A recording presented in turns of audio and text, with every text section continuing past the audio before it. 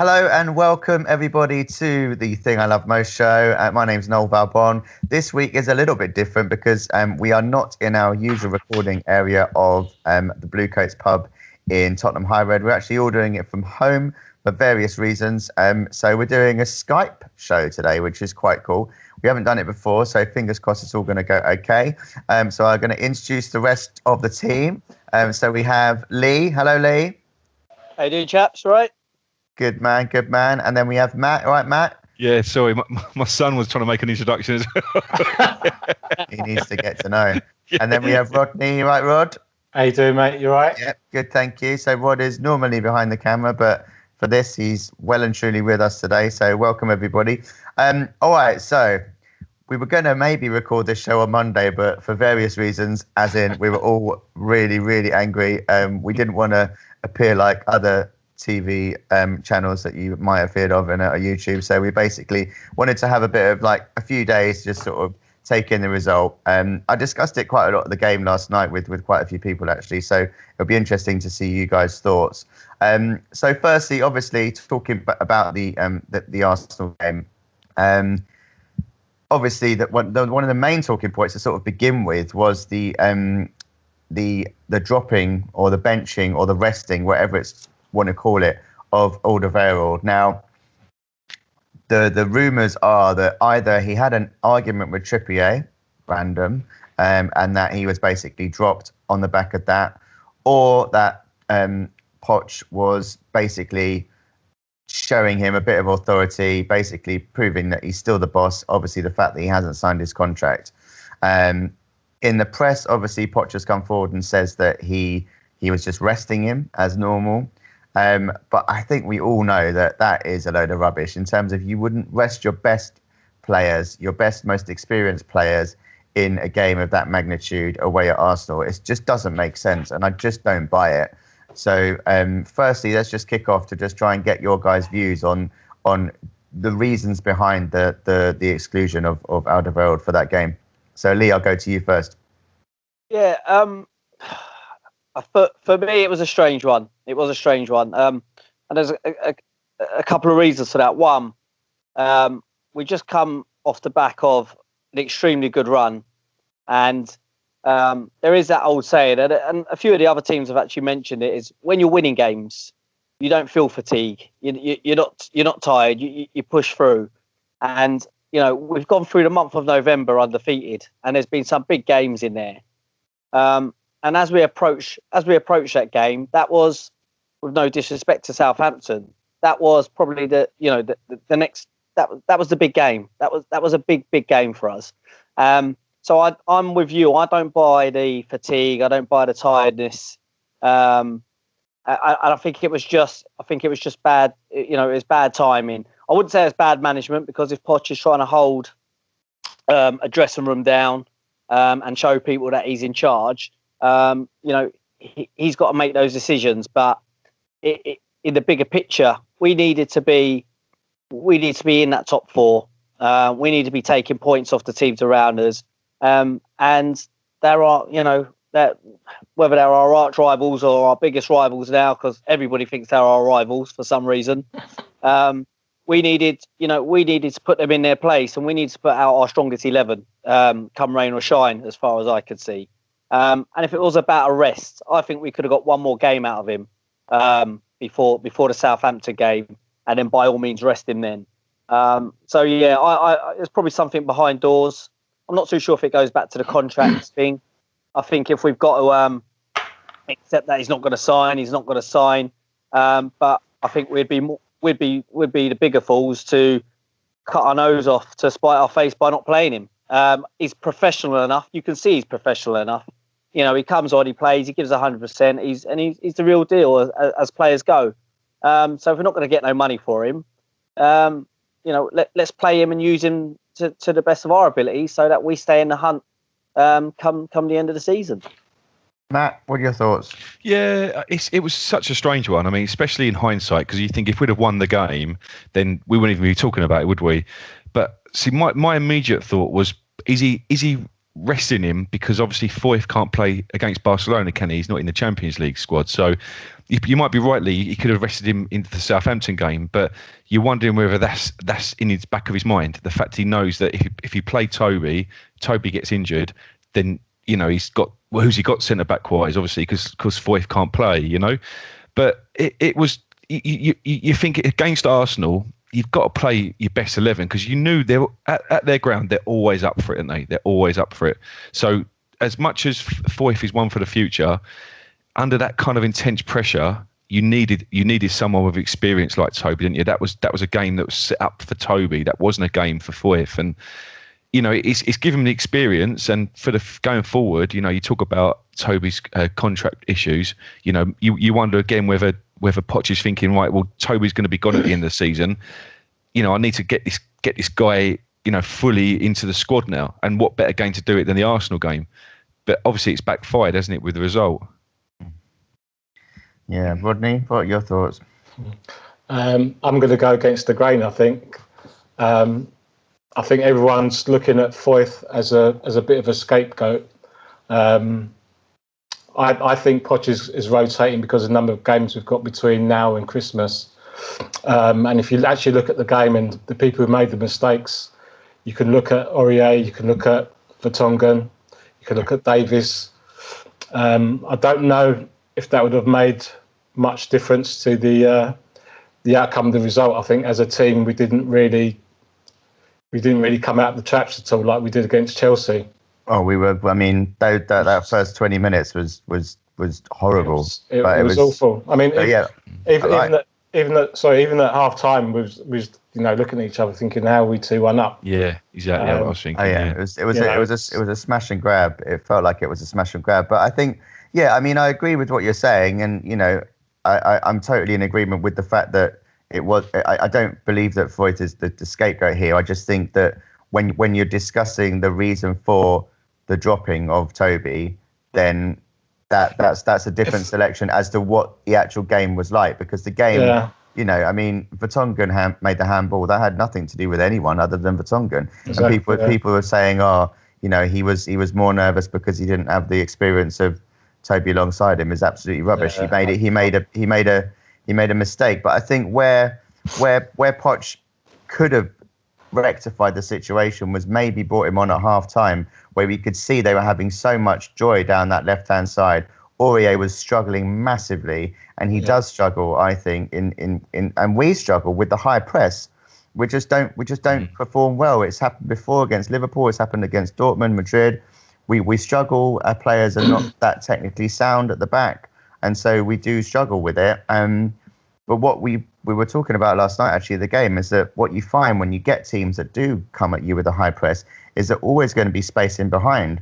And there was loads of space in behind. And that's why we were able to get on the break with Son to get the pen. And, but we just didn't capitalise enough to be able to obviously make the game count. But it was, it was such a frustrating game because they were so up for it. And we just didn't, like you said, have come out the traps enough. And you have to be so up for it in those kind of games. No, you do. I mean, and this is the whole thing, isn't it, with the sort of sharpness thing and sort of managing the squad between now and the new year. Arsenal had the whole week off. None of their first team really went to the Ukraine for their Europa game. We've been slow starters this year as well in a lot of games. Obviously, Chelsea was good, and we got the early goal, and and it's being at home as well. Again, we go back to the fact that a lot of these games that we're talking about now are away from home, so that does make a difference. But I can't remember like a season where we've had such poor starts in games to really put us on the back foot. It's happened so many times this season, and it's like it's so frustrating. But then again, we were 2-1 up at half time. That was the best position we could have been in. And as you said, after, being very lucky in that first half to go in at 2-1. And then shut up shop, isn't it? I think, I mean, obviously we're talking about trying to maybe, if he could have brought Toby on, he eventually put Dyer in a back three. But by that time it was too late. And then you could, and I agree with Poch in this one. And I think that's maybe why he did try the rotation, in that the fitness dropped mentally. You could tell that they tried, but they just didn't have that same energy that these Arsenal players did. Just giving them a head start now. We've done it so many times this season, and skill wise and technical ability on the ball and the ability to change a game. We've been quite, I wouldn't say fortunate, because a lot of Spurs fans would think that we are light. I think we're a bit light when it comes to turning the game around off the bench, but we've been quite fortunate in terms of we've had at least one player who's had that ability this season.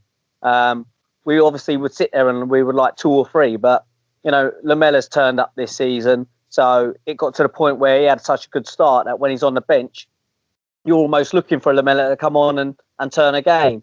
And in the past, it's been Son. Now we've seen little glimpses of Moura. I know he's dropped off, but he started well. And then when he was on the bench, people were going decent. When he comes on, he will turn teams around.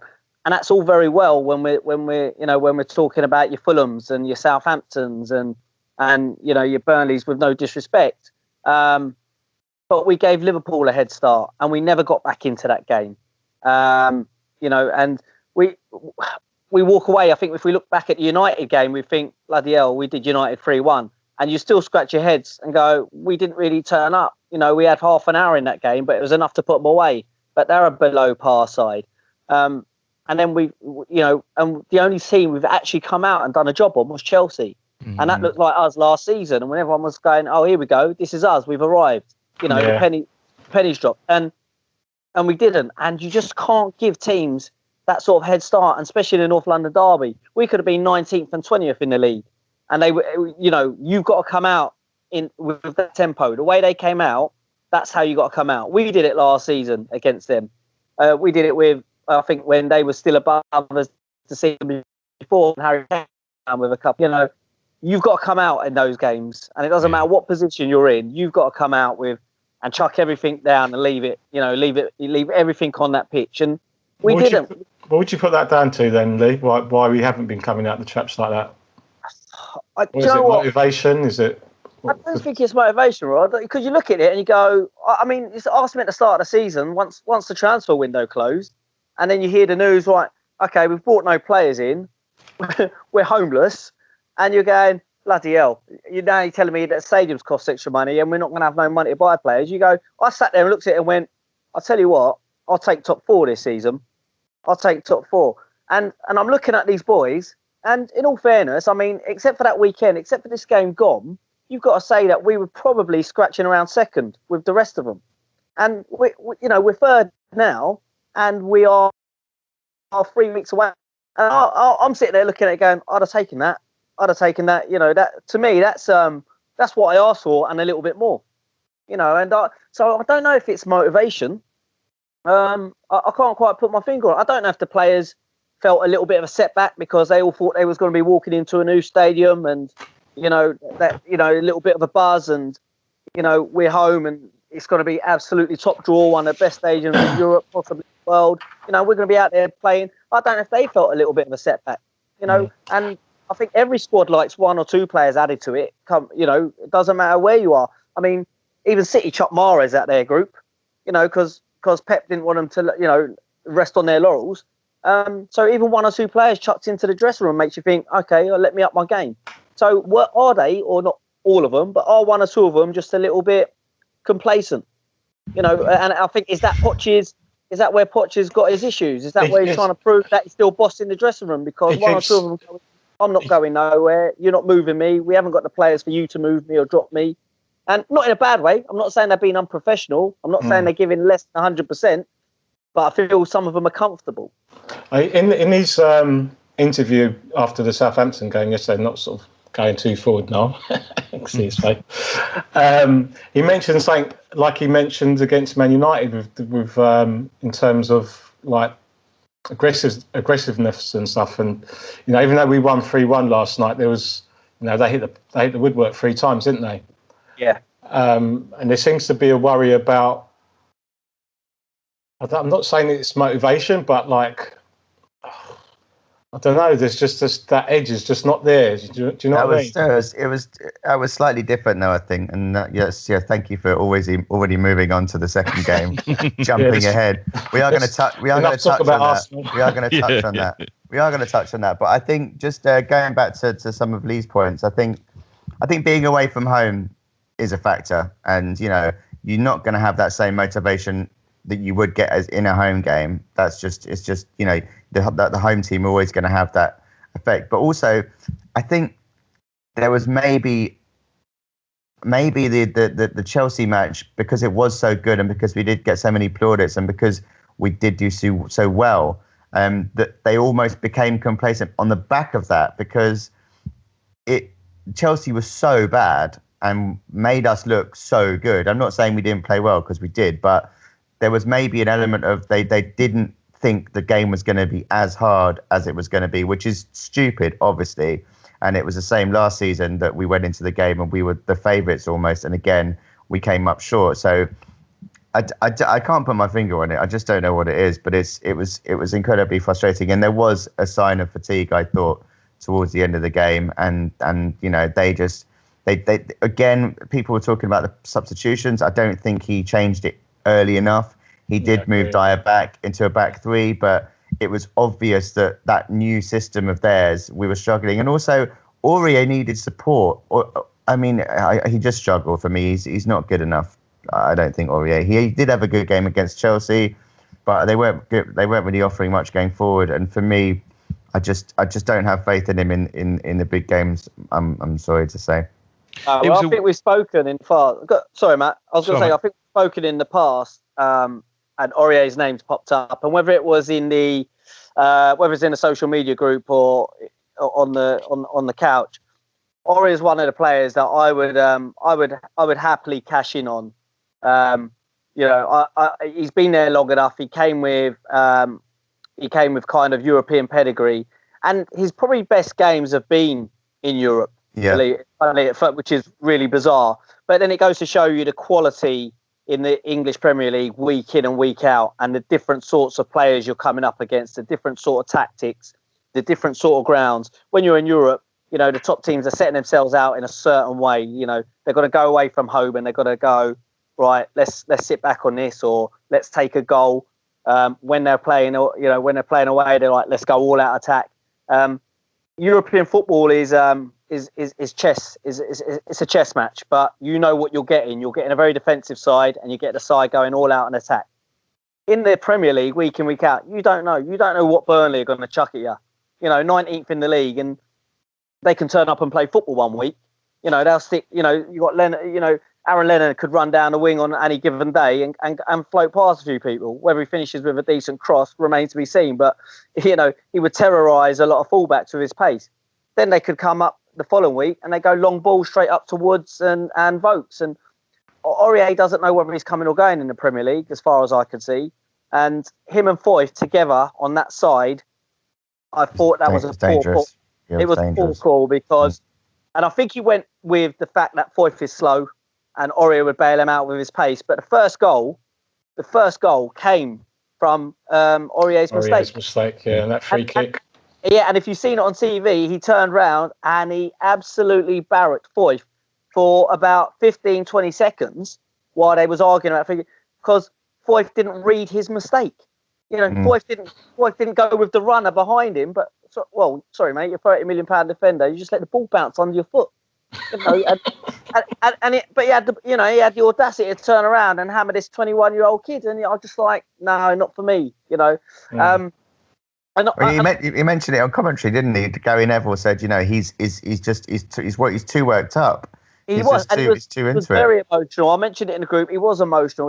He's probably the one that sat there and go, North London derby. He's read into it. He's got himself fully pumped, and his levels of energy and how pumped he was didn't match his ability, and that was the problem. You got like an ADHD kid running around who can't kick a ball properly. Controversial. Well, he had energy to burn. And he didn't have the ability to match the energy, and that's the problem. And I felt Walker Peters was very unlucky not to. If you're not going to play Trippier, but you're good enough and you're bold enough to go with Foyth, then I think Pochettino's treated Walker Peters quite harshly, because he's come in, and every time he's come in, that lad's delivered. And I you know, know, he's I cool, totally he's calm, agree. I totally agree. he's calm, and he's got. Listen, it doesn't matter what age group it is. He's got more than the rest of those guys. He can chuck a World Cup winners medal down there. Do you know what I mean? So the kid can play. He's played at levels. He plays at left back for his country. You know, you ask him if he's versatile, if he can perform, if he worries about pressure. You know, how's he not getting a shout? How's he not getting a look in? We didn't need to buy Aurier, did we? Like Kyle Walker-Peters could have played in that and probably would be better, you know. And like what you're saying about Aurier as well, he's one of them players where what you was touching on with European game, where it's a game of chess and you can think about things more. He can be quite rash, can't he? And he's given away number of penalties, isn't he? Because with that frantic pace you got in the Premier League, you haven't got time. Like, you know, if you're rash, it's the worst possible kind of thing you're going to have in, like, you know, playing in the Premier League, isn't it? You know, you don't, being a rash player is not what you need to be. You know, you've got to think quick on your feet, haven't you? And he makes a lot of mistakes. And I mean, I always said with Aurier, he's like one of those players that just, he almost goes in for tackles like he wants to make a little YouTube collection, like, you know. And it's just, you just stay on your feet sometimes, you know. And he I don't know if it's his football brain or what it is, but I would much prefer having Kyle Walker-Peters play at right back than him every game. Me too. And Kyle Walker-Peters has proven it. I mean, he gets, like you were saying, Lee, he gets so little game time, and we all know it. We can see his ability, can't we? You know, why is he not playing him more? It doesn't make any sense, does it? Well, I just think if you're going to expose one, expose the other. You know, if you expose Boyce to experience, you know, Walker-Peters has probably got a lot more under his belt in terms of internationally.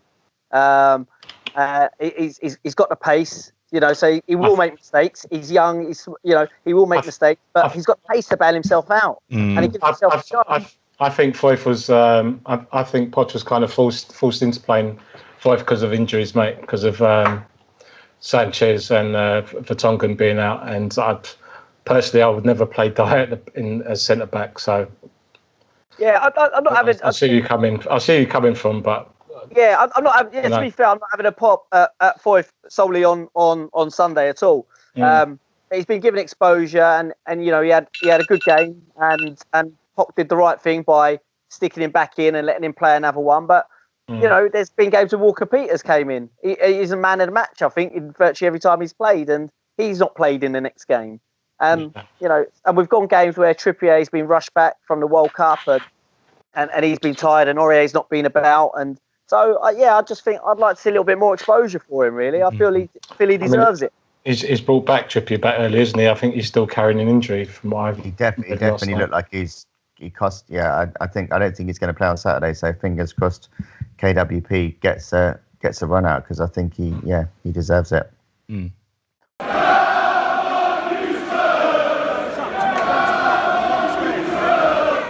Okay, so that's enough chat about Sunday. Let's move on to happier times, because we did have a game last night on Wednesday evening, and we played Southampton at a very, very, very empty Wembley, which we'll touch on in a minute.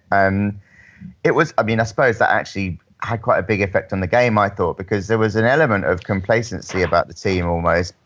Don't know if it was because Southampton were poor initially, or we just thought it was going to be again a rollover, or it felt like a cup game. It felt like a cup game against a lower division team, even though Southampton aren't that bad. But the whole atmosphere, the fact it's a 90,000 seater stadium and we're only fitting 30,000. It's. I mean, Danny Rose mentioned it today in the papers. Like, Wembley's lost its charm to him. He's lost that, you know, that spark because of the fact that he's playing in an amazing stadium, but it's like half empty. And that's so difficult for them to be able to, and it's difficult for us to try and like create atmosphere to boost those players. And, you know, I'm not going to sit here and have a go at loads of the fans that didn't turn up. It's up to them. A lot of people obviously have travel issues, and people are very much anti-Wembley because of the stadium. But, I mean, it had an effect on the team. I think, you know, we were just lucky in that we stuck a couple of chances away. I didn't think we played that amazingly. And, you know, if Lloris is man of the match at the end of the day, that's surely got to be worrying against, Southampton at home. I'm going to start with Matt, so he has a chance to speak. It was a real, touching on the atmosphere. It was a really weird one because 30,000, that would have almost filled up the old White Hart Lane, wouldn't it? But it just made the stadium look empty, and it was strange because the Southampton fans, I think they only bought about half their allocation when you looked over, and they was creating all the atmosphere, and you're spot on about it feeling like a cup game. It reminded me, I don't know if you guys went to the AFC Wimbledon game last season against Wembley, against Wimbledon, but it had that atmosphere where the away fans were making all the noise, and Southampton have got that, when the Saints, obviously we've got our version of it, and you think that we would take over and drown them out, but we wasn't. It was just, there was nothing from us at all. And when they were 1-0 down, they started doing the old Olays, didn't they? And I guess for them, part of it is because, they've only won one game this season, so they're just trying to make the best of anything, aren't they? But there was just nothing from us, was there? It was just completely flat from our fans. But in terms of the game, I mean, weird one. I mean, we scored the 3 goals and we just switched off, didn't we? And just let them attack for the last half an hour. And our goal was leading such a charmed life, wasn't it? It was unbelievable how many times they hit the woodwork. Yeah. I mean, in going back to what you're saying about the fans staying away, I think you touched on something quite significant there, Matt, with the Southampton fans only bringing half their allocation. I think with it being at Christmas and with everyone getting the refunds on their season tickets, I think that's had a huge effect on people turning up, picking and choosing what games they're going to. Yeah, I agree, definitely. Yeah, it's that's the thing, isn't it? When you've got a season ticket, and if you don't go, that's it. You just lose your money, don't you? But with this, we're basically, you're getting the option to keep your money, aren't you? And like you say, with it being Christmas, and they're obviously, I don't know if it's the case for everybody, but the amount I'm getting refunded for my White Hart Lane or the new stadium ticket is double what my ticket cost at Wembley. So even if I'm going, I'm still making 30 quid out of every game. I mean, also last night it was a Category B match. How have they? Yeah. I mean, that just infuriates me. I sat lower tier. I think it was 55 quid. Yeah, same as me. I mean, 55 quid. I mean, that's just crazy. I mean, that just infuriates me. How they're coming out with that category, but also why they're not just giving something back to the fans. It would help the team so much to do it. I just don't understand. I was on I got a coach there. This coach company offers the cheap travel to the ground and back, and I was on the coach and they were playing TalkSport, and I can't bear listening to it, so I put my headphones in way there. But on the way back, I was listening to it, and there was a Spurs fan that phoned, and he hit the nail on the head. He was saying, look, just anything. He said, even if they bought us a pie, give us a voucher for a pie, it would make the difference, wouldn't it? There just needs to be some kind of, look, guys, we've messed you about. Gesture. Yeah, a gesture, but there's nothing, is there? And they're even charging £1 for this. I know we're going to be talking about it, but for the South Stand thing, they're even charging us for that. It just feels like they're just rinsing us at every opportunity, and there's no apology for any of it. It's so Levy, though, isn't it? £1. It's just so Levy. It's just ridiculous. I think in Levy's defence, I mean, they could refund the £1 if you really wanted to, but apparently to test the system, they've got to put at least £1 on the credit card or something. It's just funny. It is just funny, but it's so true. But it's I mean, we're laughing about it, but if they did £10 tickets last night, or even £20 tickets, you'd probably get about 50,000. Yeah, and that would make a difference. And Absolutely. That's the way that they should be thinking about this. It's a problem that they have the ability to fix, and they're not fixing it, and it's really, really annoying because it will have a detriment to the team. We have to be able to create that atmosphere. We're playing games at home supposedly. So they have to create that home, and charging us 55 quid to watch Southampton, that's not the way to do it. And they just don't seem to be realising it. And I'm not surprised why fans are starting to get even more angry. They've obviously, the reasons for the stadium delay could just be misfortune or wherever it is. But that's by the by. That's happened. We have obviously, bore the brunt of this, as well as the club financially. And I get that, but the point is that we should still be the ones that are then giving something back. There should be something. There should be a gesture by the club. And for there not to have been so far, I think is disgraceful. I really do. Yeah. And you're saying about affecting the players. I mean, Leigh, you were saying, wasn't you, about the interview with Danny Rose? So it clearly is affecting the players, isn't it? It would do. It would do. It's a massive. It holds 80,000 people, and when you're not even filling half of that, and to make it worse, when you're not even filling half of it, but the fans that are there are then spread out sporadically around. If you got 35,000, but without any real atmosphere. And you pointed out to the 1,500 Southampton fans stood together, making enough noise together because they've travelled together. And we've got like 200 over there and 20 over there, and it's hard to create that atmosphere. And you do as a player, it does have a bit of an impact on you. It definitely does. It's what you play for. You want to score goals. You want to hear that. You want to hear the crowd, and an atmosphere is huge. It's massive. We played Watford there last season. And they gave all the local schools, they handed out loads of tickets. It must have been about somewhere between 15 to 20,000 tickets to all the local schools. And I think that night it was a midweek game near the end of the season. Must have been about 55,000. And I'd imagine that 20,000 of those were free tickets.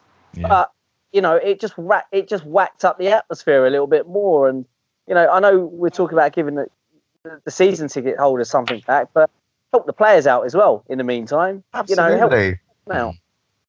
Absolutely. But we did win. we did win. Just going back to the game. And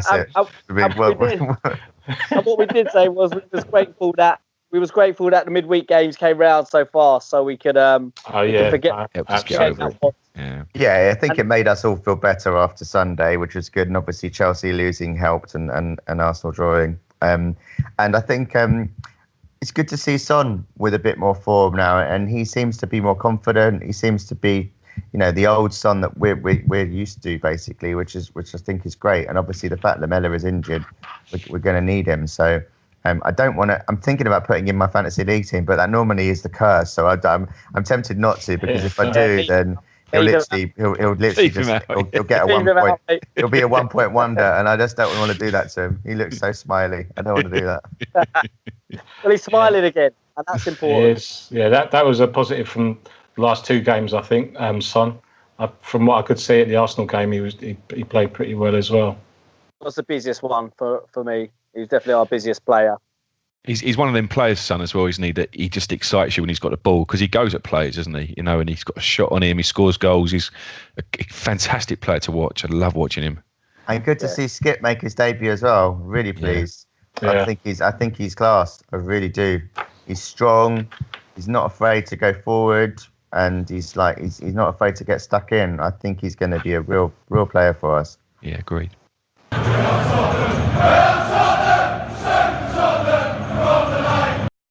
Okay, so it's Leicester coming up this Saturday, which should be a good game. We normally have good games against them. There's normally goals involved. It's looking like Vardy might be injured. He didn't play last night against Fulham, and so fingers crossed he's not going to play, because he's a good player and he normally does quite well against us. So I think it could be quite a game. I mean, obviously last season was one of our only defeats, and it was a frustrating defeat. It really was, because I didn't think we really deserved to lose. And then the season before, obviously, was when we absolutely annihilated them. So I think we've got to be going there with quite a bit of confidence. Obviously, last night's result will give us a little bit of a boost after Sunday's defeat. So what are you guys thinking? Predictions as well, obviously, we want to hear, guys. I think for me, with Leicester, it feels a little bit like going to West Ham. Like it's on paper we can beat them, but they've got. I don't know if it's because of that season when we was sort of fighting for the title.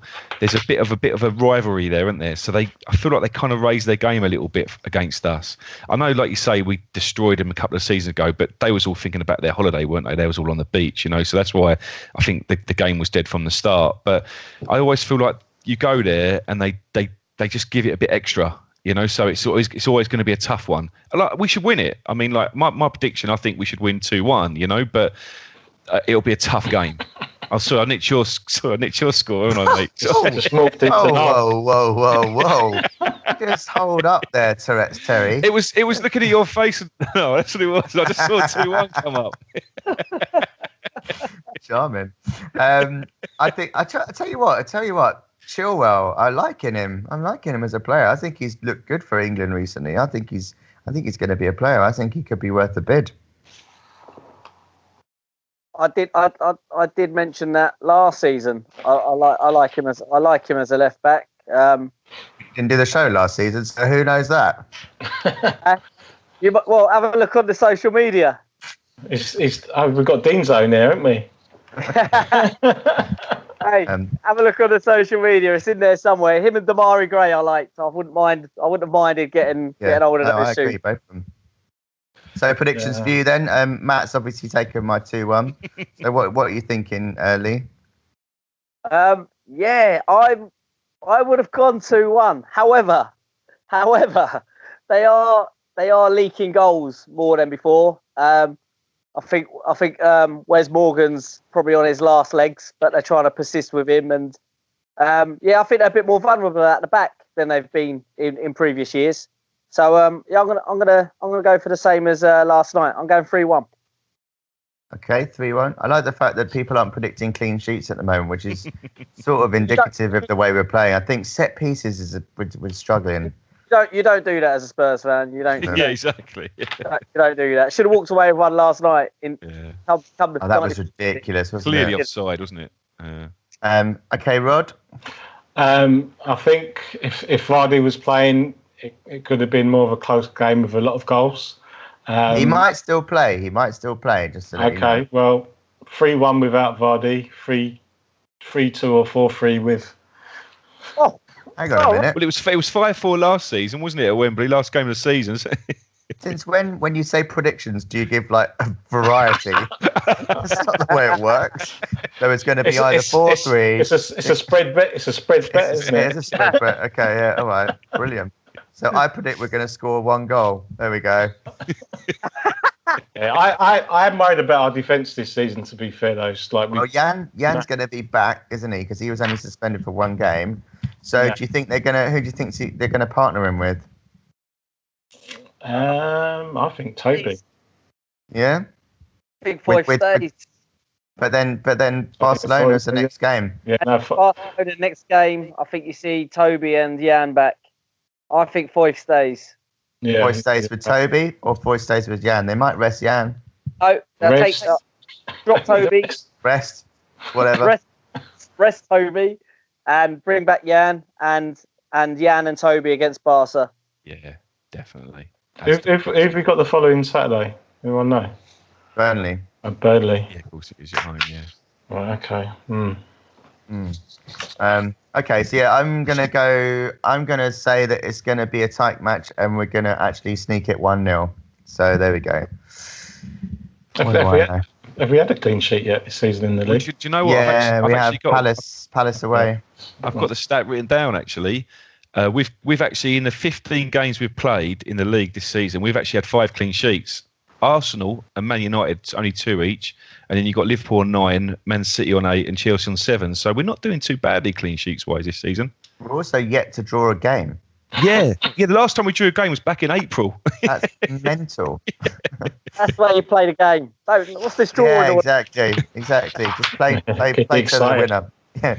Next goal wins. Do that one. Next goal wins. I love that. Okay, so we've already spoken about it, obviously, with potential for resting players. Just a small matter of the new camp on Tuesday. Quite a few of us are going out there. It's going to be insane. There's talk of Barcelona resting quite a lot of players. I'm hearing that they might rest quite a lot of players. So that's obviously going to change people's predictions. That's obviously going to change the way the game's going to go. Not to say they haven't got good players in reserve at all, but obviously we're going to hopefully perform better if Messi's not there or Suarez is not there. They've recently just gone top of their league, so they obviously want to maintain it. And Messi's recently had quite a bad elbow injury, so it could potentially be quite an interesting game. I was going to pass over to you guys to not just give your predictions, but also to tell us what you think the game's going to be like. I'll go for you firstly. It's a must win. I think if we want to stay in that competition, it's a must win. So I think we go all out.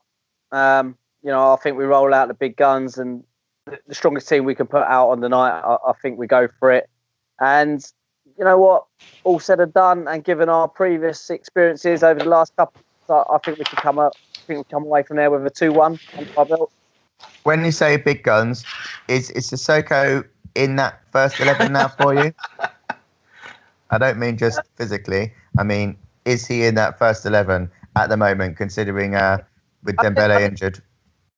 I didn't see all of the game last night, so I don't know how he performed. I know he was rested, so I don't know how the midfield looked without him. I don't know how they performed without him. Did you look? Do you think we missed him?